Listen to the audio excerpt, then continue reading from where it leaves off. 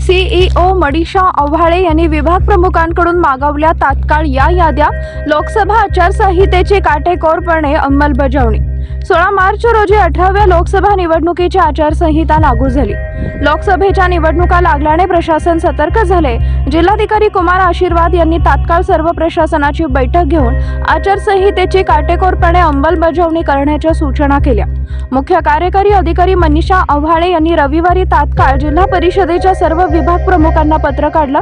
या पत्रामध्ये त्यांनी लोकसभा सार्वत्रिक निवडणूक 2024च्या निवडणुकीची अधिसूचना प्रसिद्ध झालेली असून सदर घोषणेपासून म्हणजे 16 मार्च 2024 पासून आदर्श आचारसंहिता लागू करण्यात आलेली आहे।